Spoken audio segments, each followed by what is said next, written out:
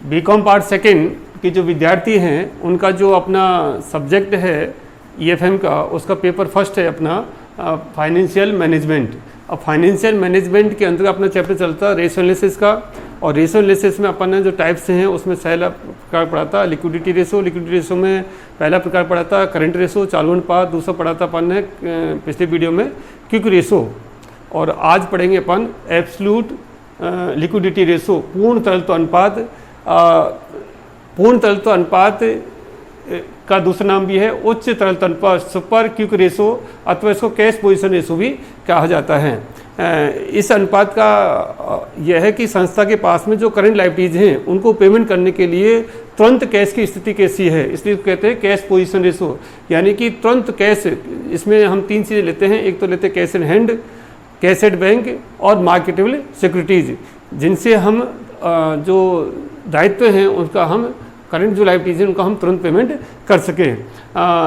जैसे आपको पूर्व बताया गया है कि जो करंट रेशो है वो तो होना चाहिए आपका आदर्श अनुपात 2:1, करंट रेशो होना चाहिए 2:1, और जो क्विक रेशो है वो होना चाहिए आपका 1:1।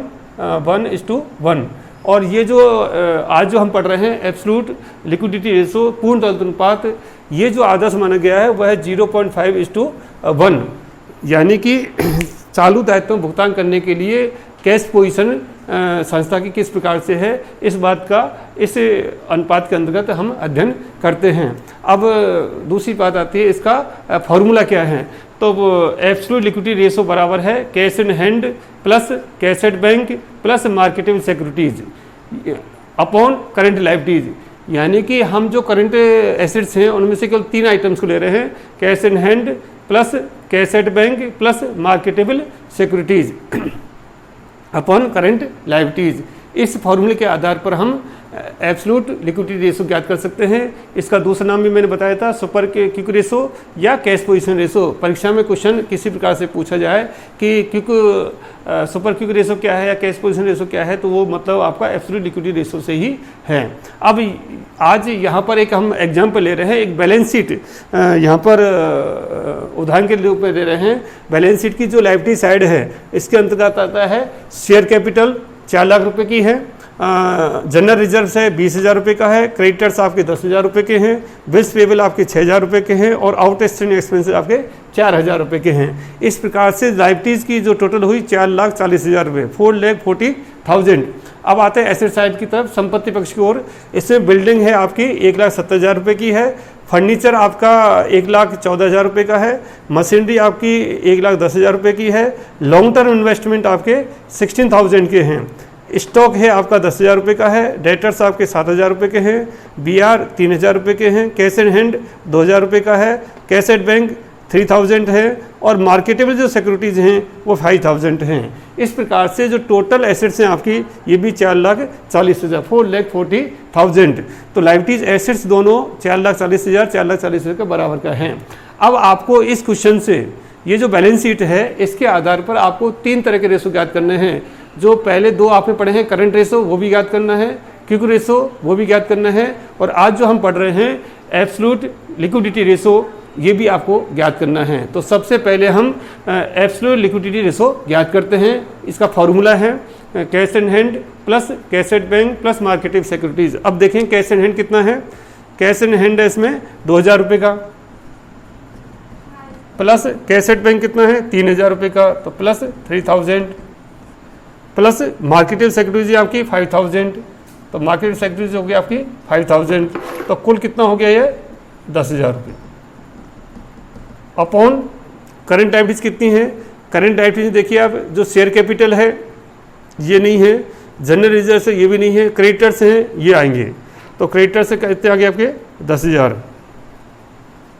बिल्स पेबल आपके 6,000, बिल्स पेबल करंट लायबिलिटीज है 6,000 आगे, आउटस्टैंडिंग एक्सपेंडिचर 4,000 ये भी आपकी करंट लायबिलिटीज है 4,000, तो कुल हो गया आपका 20,000। टोटल करंट जो लायबिलिटीज हैं आपकी क्रेडिटर्स हैं 10,000 रुपये के, बिल्स पेबल हैं 6,000 की, और आउटस्टैंडिंग के 4,000 रुपये के। तो इस प्रकार से टोटल 20,000 की क्या होगी आपकी करंट लायबिलिटीज, तो करंट लायबिलिटीज 20,000। तो ये अनुपात आ गया आपका 0.5:1। यानी कि ये जो अनुपात आया है एब्सोल्यूट लिक्विडिटी रेशो, ये आदर्श अनुपात के बराबर है, जो कि आदर्श अनुपात कितना होना चाहिए 0.5:1। तो ये तो निकल गया आपका absolute liquidity ratio. Cash position है तो यानी कि चालू दायित्व भुगतान करने के लिए तुरंत 50% कैश पोजीशन उस संस्था के पास में उपलब्ध है, तो तुरंत कैश स्थिति को ये अनुपात दर्शाता है। अब इसी के क्वेश्चन के आधार पर अपने को करंट रेशो निकालना है। आपको करंट रेशो निकालना है तो करंट रेशो का पहले फार्मूला लिखेंगे आप। तो करंट रेशो इक्वल टू क्या है, करंट रेशो इक्वल टू आपको बताया था current assets upon current liabilities. Formula है करंट रेशो बराबर current assets upon current liabilities. तो अब जो करंट एसेट्स हैं कौन कौन सी आएंगी, अब देखिए इसमें बिल्डिंग करंट एसेट्स नहीं है, फर्नीचर नहीं है, मशीनरी नहीं है, लॉन्ग टर्म इन्वेस्टमेंट भी नहीं है। तो करंट एसेट्स में अब सबसे पहले आता है स्टॉक 10,000 रुपये का,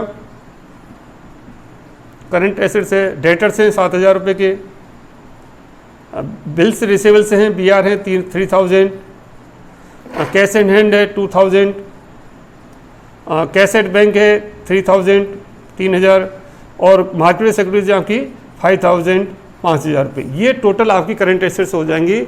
इनका टोटल कर लीजिए आप, 10, 7, 17, 20, 22, 25, 30,000,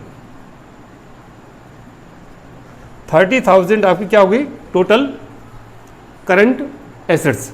टोटल करंट एसेट्स हो गई आपकी 30,000 की।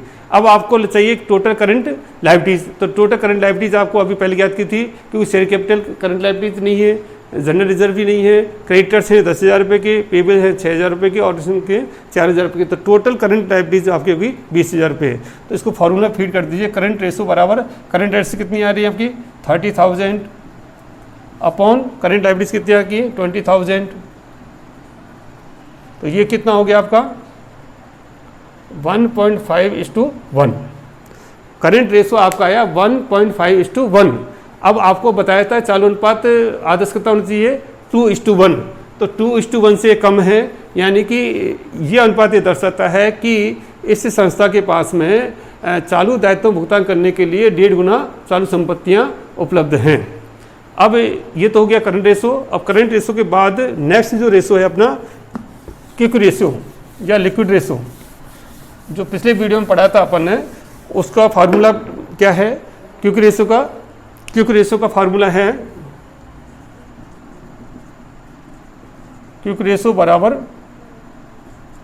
करंट एसेट्स माइनस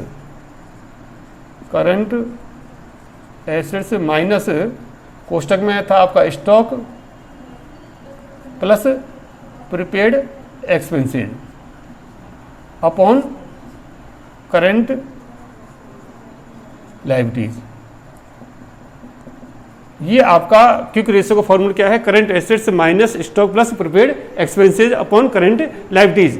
तो यहाँ पर आपने अभी करंट जो एसेट्स निकाली थी 30,000 की निकाली थी, माइनस स्टॉक कितना है इसमें 10,000, प्लस प्रीपेड एक्सपेंसेस कुछ नहीं है नील। तो ये कितना आ गया बराबर 20,000। 30,000 माइनस 10,000 तो 20,000 क्या आ गया आपका current assets minus stock plus prepaid expenses. इनको कहते हैं अपन क्विक एसेट्स। क्विक एसेट्स आ गई अपॉन करंट लायबिलिटीज कितनी आ रही है आपकी 20,000। तो ये कितना हो गया 1:1।